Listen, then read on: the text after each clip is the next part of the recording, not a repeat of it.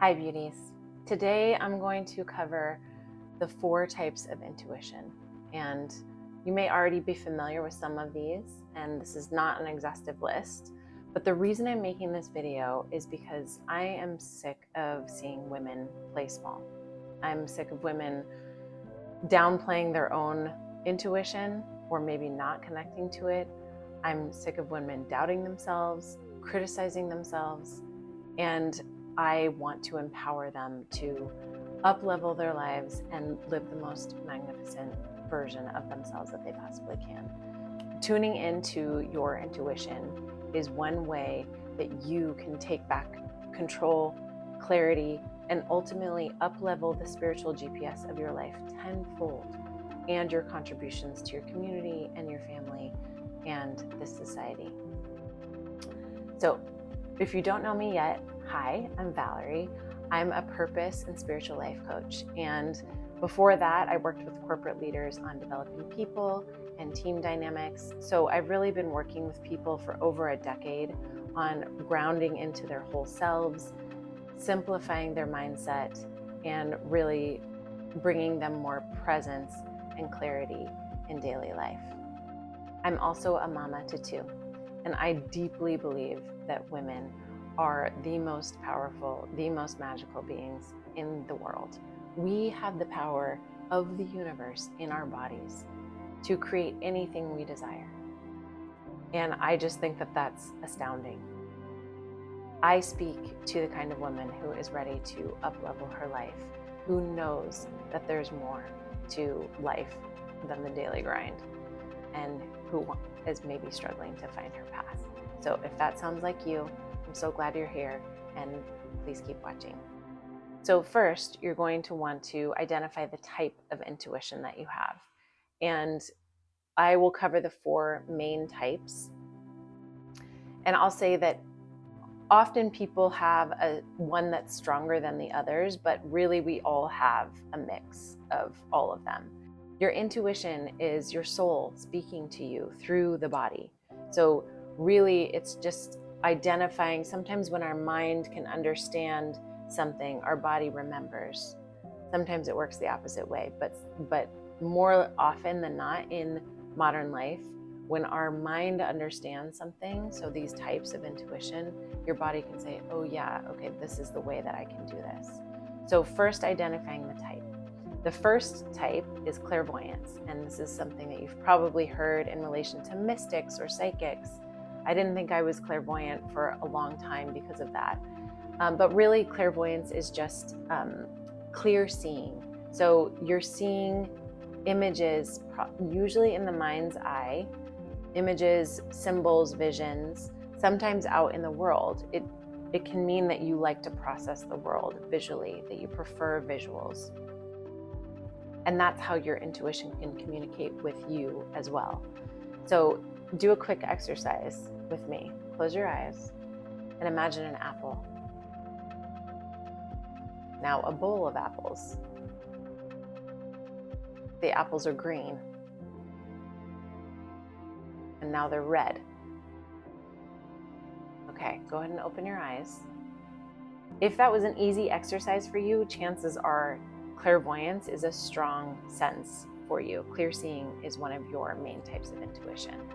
And I would challenge you to start practicing that and closing your eyes and just seeing what kind of potentially visions or symbols come to you. Also out in the world, if you're seeing things that mean something to you, that is time to pay attention, time to go, okay, this is part of my intuition. What's it trying to tell me? The second type is clairaudience, and this is related to, you guessed it, your ears. So similar to clairvoyance, we're actually hearing things. So again, it may be things in the world that you're actually hearing, as a song, for instance, someone's voice, but often it's internal in your mind. You can hear someone's voice. You may hear your own voice. You may hear someone else's voice. It may be kind of a voice of God type thing, but it's really someone telling you something, and it will come all of a sudden. It won't necessarily be, like a dream where it's a little more jumpy and hard to understand. So clairaudience is the second. So we're going to do a quick exercise with clairaudience, and that is, you can close your eyes or not. Sometimes I like to, just to focus the energy in my ears. So imagine what a sheep sounds like. The actual sound of a sheep. Now imagine the voice of your partner or your best friend. Okay.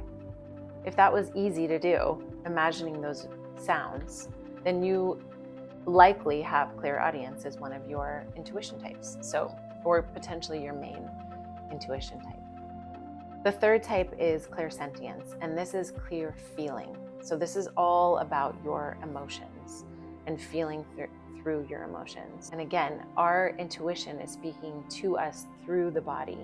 So our emotions can come in all kinds of places. Gut feeling is what you hear probably most often, but it could be in the heart or just generally in your chest or stomach, in the throat, in the temple, in the back of the head, any of these places, and you may be feeling emotions, and those really strong emotions, rage, shame, guilt, those are all things that you might be familiar with feeling. If you're just having an uneasy feeling, a feeling of contraction, when you're in a new situation or you're trying to make a decision, this is your intuition speaking to you. So pay attention. And of course, it's not all bad. If you're having an overwhelming feeling of excitement or joy, or you just want to run after something, that is also your intuition speaking to you. This is, some people are calling it following the breadcrumbs, like it's little breadcrumbs and you're eating them and you're getting excited and you're hungry. You know, these are the types of feelings that you can experience when your intuition is speaking to you. The fourth type of intuition is claircognizance, and this is clear knowing. So this really is more in the mind, and it can come to you all of a sudden, like a download. One moment you didn't know something, the next moment you all of a sudden know it to be true. So this is my main type of intuition, and I can think back to all the big decisions I've made in my life and really can see that I used my intuition in this way. So I may have, turned it over in my head, or I may have made, some logical steps along the way, but at some point I just knew it was right or it wasn't right, and was able to move forward from there. And I've been really lucky in my life that I have had this connection to my intuition and have been able to make decisions in this way. Now, that is not to say that I've made all the right decisions. Of course, we all have regrets, and not all of my decisions are 100% good. But I will say they came easily and gave me confidence and gave me clarity. And that alone, the not living in doubt, the not living in, oh no, I should have done XYZ, the regret, really has made my confidence soar, and has made my ability to just be in the world and be faced with difficult decisions and difficult situations much, much easier.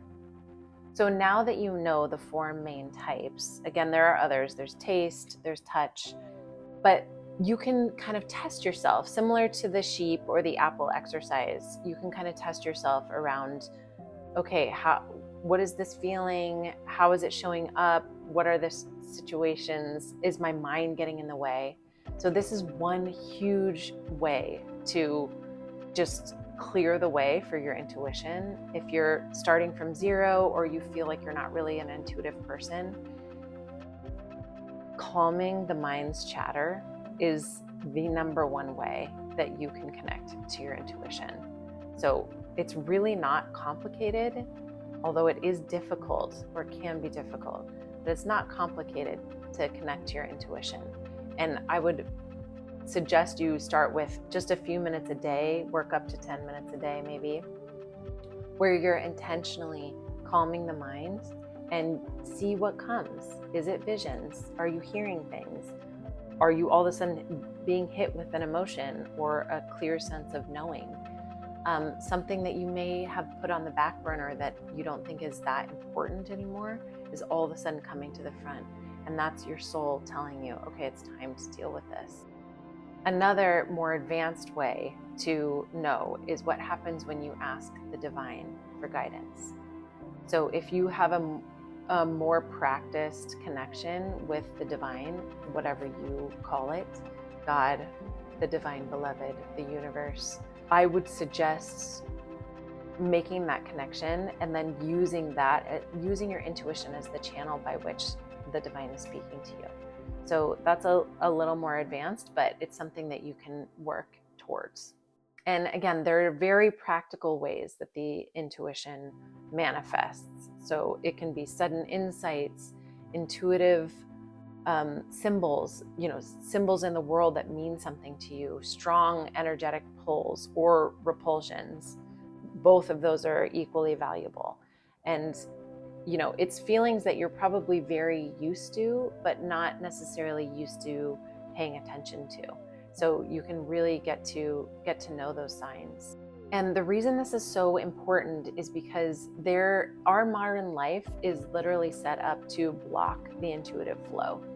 All of our phones, our technology, our fast pace of life, our constant chatter and over analyzing and over busyness and over productivity, these are all ways that our intuition is blocked. So you may be thinking, oh, I'm not an intuitive person, but really it's maybe your lifestyle that's getting in the way, or just the outside world that's getting in the way. So some signs that you may be blocked from your intuition is if you're overthinking things, or if you're just in chronic indecision, you're probably not paying attention to your intuition.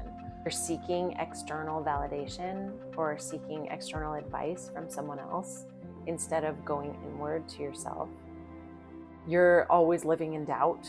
So you've made a decision, but now you're wondering, oh, is it the right thing? And I'm not sure. And that wishy-washiness just is such an energy leak. You're disconnected from your body.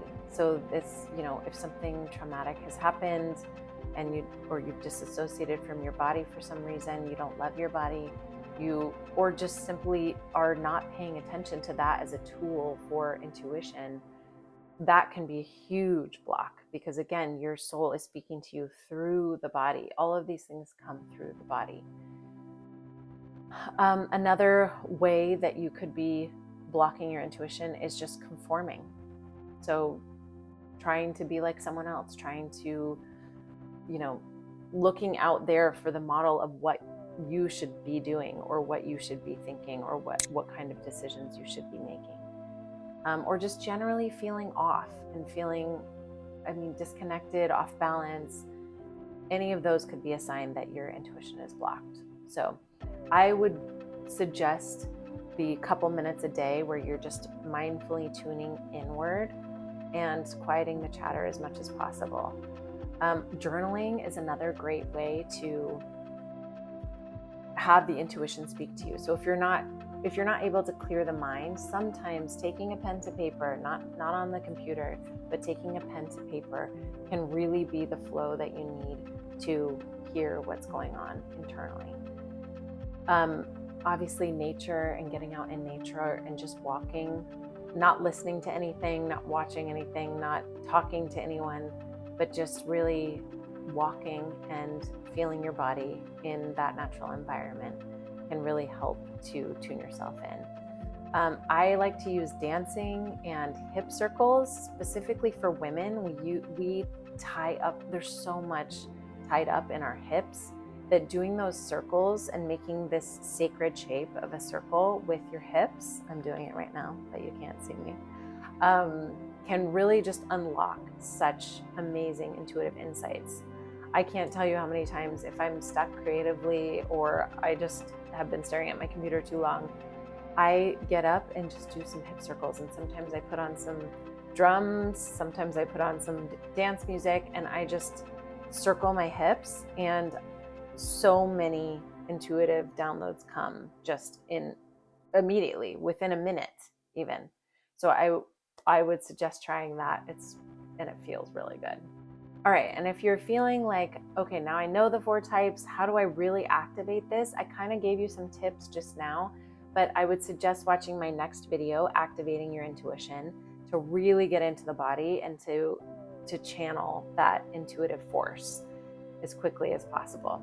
And if you're wanting more, I have an upcoming program next week called a Soulful Fall Reset. And we're just going to get really deep into our intuition, into our deepest desires, into our sacred yes and no, and get back to what matters most and creating a fall and into winter routine that feels nourishing, that feels aligned with our souls, and feels totally ritualized and recommitted to. So if you're interested in the Soulful Fall Reset, again, we start October 2nd. It's not too late to sign up. I have a couple more spots. You can go to my website, iamvaleriemiller.com/events, and click the sign up there and be connected to me to sign up. I'm so glad that you stayed around for the end of the video. I can't wait to see you next time. Bye.